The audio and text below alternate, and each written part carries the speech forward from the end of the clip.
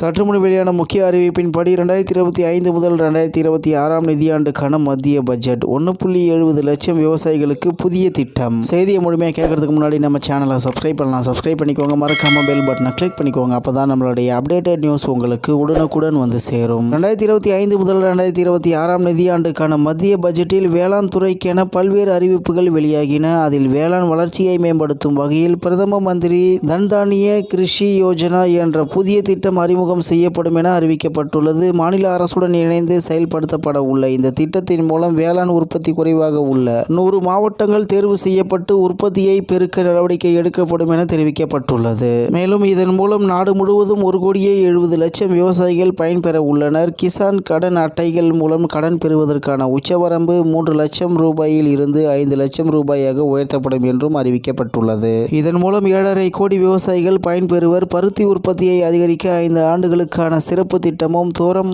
உளுந்து, மசூர் பருப்பு உற்பத்தியில் சிறப்பு கவனம் செலுத்த 6 ஆண்டுகளுக்கு சிறப்பு திட்டமும் செயல்படுத்தப்பட உள்ளதாக மத்திய பட்ஜெட்டில் தெரிவிக்கப்பட்டுள்ளது. மேலும் திறன் மேம்பாடு முதலீடுகள், தொழில்நுட்பம் மூலம் வேளாண் துறையில் வேலைவாய்ப்புகளை அதிகப்படுத்த மாநில அரசுகளுடன் சேர்ந்து புதிய திட்டம் செயல்படுத்தப்படும் என அறிவிக்கப்பட்டுள்ளது என்று தகவல் வெளியாகியுள்ளது. இந்நிலையில் வேளாண் வளர்ச்சியை மேம்படுத்தும் வகையில் பிரதம மந்திரி தன் தானிய கிருஷி யோஜனா என்ற புதிய திட்டம் அறிமுகம் செய்யப்படும் என அறிவிக்கப்பட்டுள்ளது. மேலும் மாநில அரசுடன் இணைந்து செயல்படுத்தப்பட உள்ள இந்த திட்டத்தின் மூலம் வேளாண் உற்பத்தி குறைவாக உள்ள 100 மாவட்டங்கள் தேர்வு செய்யப்பட்டு உற்பத்தியை பெருக்க நடவடிக்கை எடுக்கப்படும் என தெரிவிக்கப்பட்டுள்ளது. இதன் மூலம் நாடு முழுவதும் 1,70,00,000 விவசாயிகள் பயன்பெற உள்ளனர். கிசான் கடன் அட்டைகள் மூலம் கடன் பெறுவதற்கான உச்சவரம்பு 3 லட்சம் ரூபாயிலிருந்து 5 லட்சம் ரூபாயாக உயர்த்தப்படும் என்றும் அறிவிக்கப்பட்டுள்ளது. இதன் மூலம் 7,5 கோடி விவசாயிகள் பயன்பெறுவர். பருத்தி உற்பத்தியை அதிகரிக்க 5 ஆண்டுகளுக்கான சிறப்பு திட்டமும், தோரம், உளுந்து, மசூர் பருப்பு உற்பத்தியில் சிறப்பு கவனம் செலுத்த 6 ஆண்டுகளுக்கு சிறப்பு திட்டமும் செயல்படுத்தப்பட உள்ளதாக மத்திய பட்ஜெட்டில் தெரிவிக்கப்பட்டுள்ளது என்று தகவல் வெளியாகியுள்ளது என்பது குறிப்பிடத்தக்கது. இத்துடன் இன்றைய முக்கிய செய்தி நிறைவு பெறுகிறது. மேலும் இது போன்ற செய்திகளை உடனுக்குடன் தெரிந்து கொள்ள ஆர்கே நியூஸ் தமிழ்நாடு சேனலுடன் இணைந்திருங்கள். நன்றி, வணக்கம்.